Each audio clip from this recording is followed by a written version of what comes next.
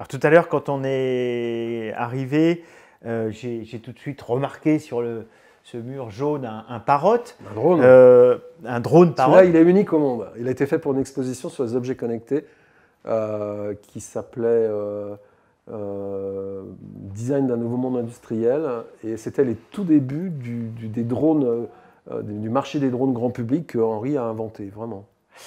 Et donc, je sais que No Design a eu plusieurs collaborations dans la durée avec Parrot. Et il me semble-t-il, vous avez un projet actuellement avec Parrot. Alors, comment se font ces échanges? Alors, avec Henri Seydoux, il a plein de passions, mais j'en ai pas mal non plus. Mais il y a deux passions qui nous tiennent un peu à cœur. La première, c'est la photographie. On a fait le cadre dia. Et la seconde, c'est l'aviation et les avions. Et vous voyez, il y a plein d'avions, là, il y a des trolleys d'avions, enfin, c'est quasiment une compagnie aérienne. Toutes les compagnies aériennes. Voilà, je vous montre pas ma collection de pièces de Concorde, mais bon, bref. Et donc, un jour, il m'a dit, est-ce que tu veux dessiner l'interface d'un drone? Alors, j'ai essayé de travailler chez Airbus, j'ai jamais réussi, je ne suis pas scientifique, je ne suis pas docteur, on ne fait pas de la mesure au niveau à stress, etc. Et donc, on a dessiné une interface de drone qui permettait, et tout le monde disait que ce n'était pas possible, de faire des images et de piloter en même temps. Et j'ai dit, mais c'est logique, c'est un drone, c'est une caméra qui vole. Et l'expression caméra qui vole est restée.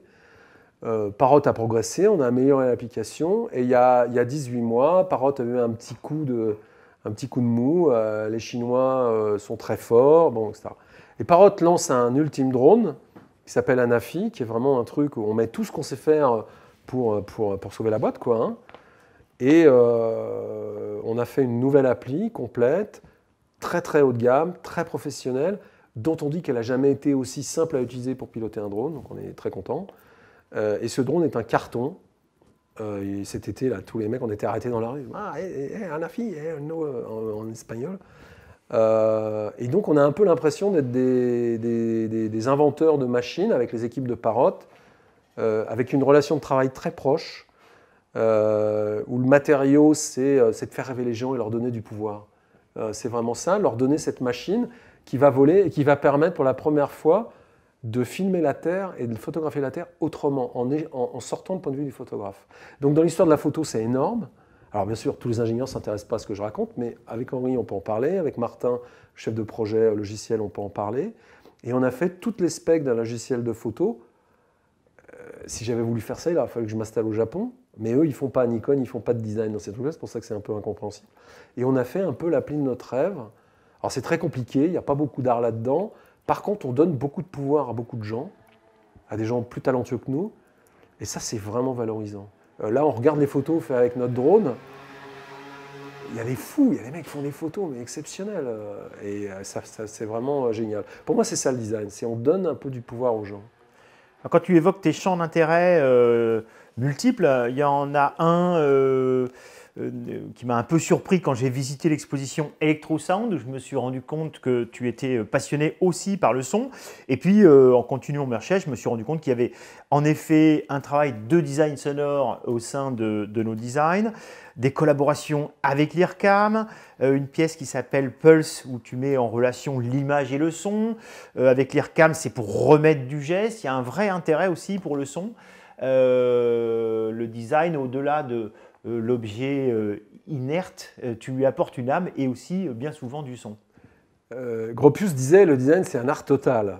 Don Norman, qui est vraiment pas ma tasse de thé, dit l'expérience c'est pas simplement l'objet, c'est tout.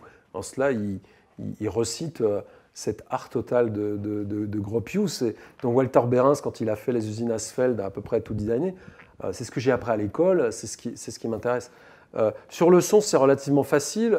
Les collaborateurs de design, mes amis comme Loïc, comme Angelo, qui fait le tour du monde, qui n'est pas là, comme Ouroche, comme Laurent, ils sont jeunes, ils ont des ordinateurs, ils aiment la musique électronique, donc ils mixent. Alors là, on va faire un expo sur la musique électronique, il a fallu que je leur donne du Valium, parce que c'était... Et le papy, là-dedans, il a fait 15 ans de batterie. Quand j'étais à l'école d'archi, mon hermano, mon grand copain avec qui j'ai passé mon diplôme, jouait dans un groupe de rock concurrent d'Indochine avec les premières boîtes à rythme. Alors comme je faisais de la batterie, j'aidais à la programmer et tout. Voilà, après c'est des histoires de vie, des hasards, des trucs. Mais le design, alors ça c'est vraiment quelque chose qui me caractérise. Pour moi, qui caractérise mon enseignement et ma pratique, pas moi personnellement. c'est Dr House, c'est-à-dire le design, c'est un métier dont le job est de devenir spécialiste des problèmes qu'on lui pose. Et en fait, le seul truc qu'on sait faire à nos design, c'est d'apprendre à fond et en profondeur le problème des autres, sur des pathologies compliquées. Donc on nous demande de faire un drone qui filme, pas de problème. On nous demande de faire une expo sur la musique électronique, pas de problème. On nous demande de faire un truc pour disrupter les éthylotestes des gendarmes français, pas de problème. Donc tout ce qui vient d'être évoqué est d'un relatif sérieux, même si c'est abordé de manière extrêmement créative, donc peut-être parfois aussi pas si sérieux. Il y a un projet que je trouve intéressant dans les propositions de nos designs, qui à la fois aborde une chose qui est extrêmement sérieuse, c'est la question de la data, des data personnelles, de notre relation aux interfaces, aux réseaux, aux médias sociaux, inévitablement. Alors, No Design a créé, il y a déjà quelques années, c'était donc assez avant-gardiste, un dépendomètre pour mesurer sa dépendance. Qu'est-ce que c'est que ce dépendomètre? Est-ce que c'est pur cynisme ou est-ce que c'est plus sérieux qu'il n'y paraît? Non, le dépendomètre, c'est pas cynique, c'est peut-être critique, et en tout cas, c'est très sérieux. On considère souvent les data comme une opportunité, le pétrole du XXIe siècle. Un état des data, on a fait le site datagouv.fr, c'est sérieux. On voit ce qu'un État des citoyens peuvent en faire. On voulait poser la question au niveau du citoyen et des données générées par les gens. Est-ce qu'on les émet et des sociétés les utilisent? Ou à l'inverse, est-ce qu'on reçoit des sociétés que l'on mandate pour utiliser nos données? Ça change complètement le rapport de force. Et on a fait un objet qui a 3 noms. Le premier, très sérieux, c'est Datamet. On ne prend pas de risque, un peu la recherche, tac, Datamet. On mesure la donnée personnelle. On mesure tout ce que vous donnez à des sites type réseaux sociaux, c'est-à-dire on mesure la manière dont vous donnez votre vie en données à des sites, donc datamètre.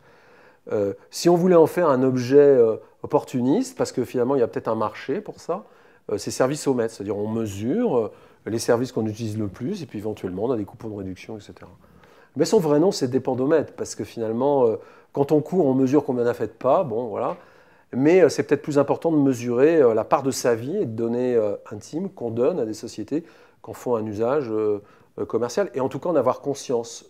Faire que ces données soient représentées pour les faire exister, prendre conscience que si c'est gratuit, vous êtes le produit, comme on dit fortement, et qu'il ne faut pas être dupe de ces choses-là. Alors bien sûr, les comportements ont un peu changé, mais il y avait des débats récemment dans la majorité entre eux. Non, mais les données personnelles, on va les rémunérer. Certains députés disaient cela. Et d'autres disaient que les données, les data font partie de l'intégrité de son être et qu'on ne peut pas les séparer du reste de ce qu'on est. C'est plutôt ce que je crois profondément. Et donc, cet objet de design critique, pour parler comme donnait notre ami, permettait de parler de ces sujets-là en 2013, donc il y a 5 ans, pour un peu mettre l'élément sur la table. Alors dans le milieu du design, personne n'a compris. Dans le milieu du numérique, un peu plus. On a eu des rencontres et des discussions un peu plus sympas avec des gens du numérique, comme la FING notamment, Marchandise, Daniel Kaplan, qui sont des gens que j'aime beaucoup. Alors, tu es à la croisée de multiples réseaux. Tu l'as évoqué tout à l'heure, tu as enseigné beaucoup, notamment à l'ENSI. Tu donnes aujourd'hui pas mal de conférences. Tu as aussi transmis en étant directeur artistique d'événements ou curateur, comme on dit aujourd'hui dans le monde de l'art. Si tu avais un conseil à donner, c'est la question que je qualifie de secrète, c'est un peu formaté notre entretien. Si tu avais un conseil à donner, qu'il soit à un jeune designer, à quelqu'un qui finalement souhaite s'intéresser nouvellement à ces questions-là, d'une manière plus théorique, d'une manière plus pratique, en pensant comme le faire, comme tu l'évoquais tout à l'heure, si tu avais un seul et unique conseil, là où nous sommes, chez No Design, avec ta façon de tenter humblement à transformer le monde, si tu avais un conseil unique, quel serait-il ?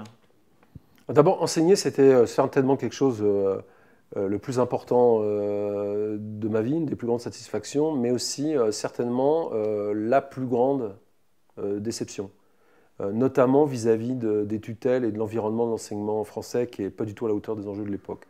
Le numérique est une révolution comme la seconde de l'énergie qui a créé le Bauhaus. La réaction du ministère de la Culture, je ne l'ai pas vue. Voilà. Alors si, ils se plaignent parce qu'ils doivent numériser les œuvres. Alors, des conseils à des jeunes, que je vois beaucoup mes anciens élèves, très souvent, je déjeune avec eux, je suis très fier.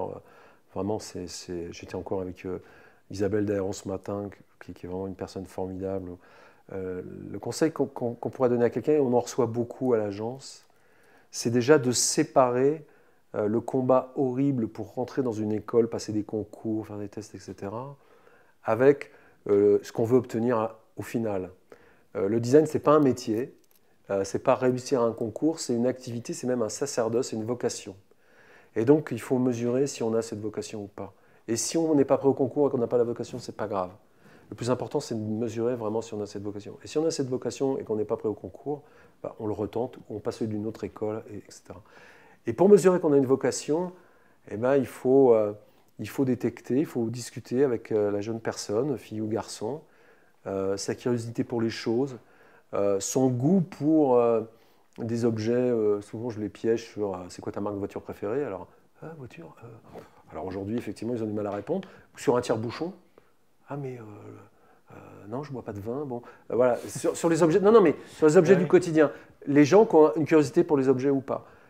Une curiosité sur ce qu'ils utilisent. Ah, tu connais le numérique? Ah non, l'ordinateur, ça ne fait pas, je ne vais pas programmer. Mais tu utilises YouTube?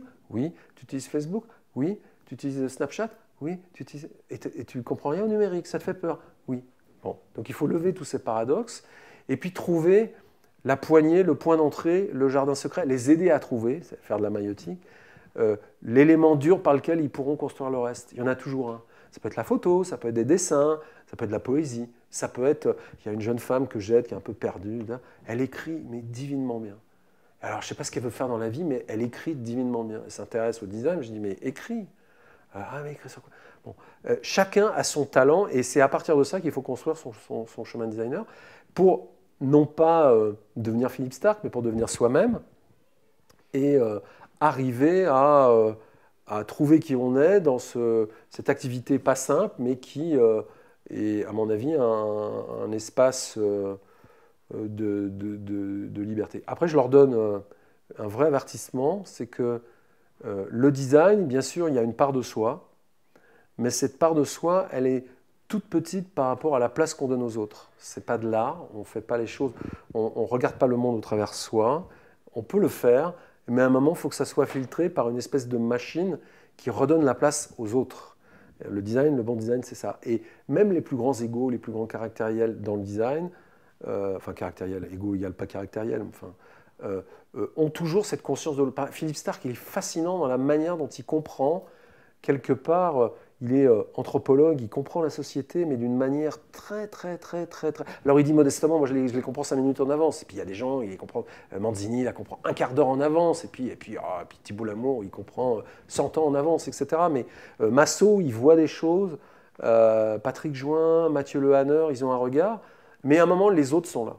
Et ça, c'est ce qui fait la différence avec un... Alors, il ne faut pas se tromper, notamment si on veut rentrer à l'ENSI ou si on veut rentrer dans d'autres grandes écoles de design. Et souvent, pour terminer, dans le champ pur du numérique et des applications, il y a des gens qui sont graphistes et qui me disent, voilà, je voudrais faire des applications, c'est très proche du graphisme.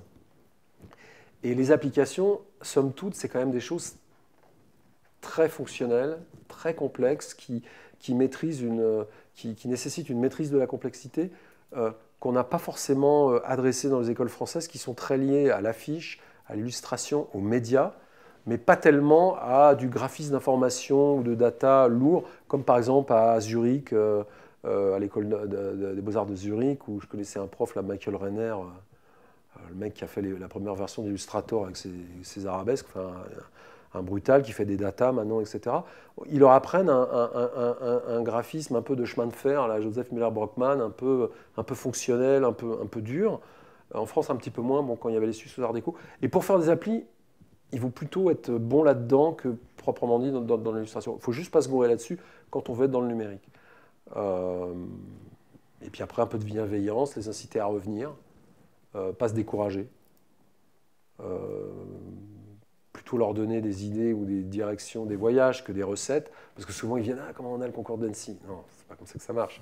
Il faut plutôt donner des ambitions Puis un jour, l'année dernière à Beaubourg, là, au prix du design, je reçois un prix. Puis il y a un mec qui vient voir, ah monsieur Fréchin, vous vous souvenez pas moi, mais il y a 15 ans, vous m'aviez conseillé, je sais pas quoi, aujourd'hui je suis designer, j'ai eu un prix comme vous, merci. Bon voilà, ça fait plaisir. Eh bien Jean-Luc Fréchin, un grand merci. Merci à vous.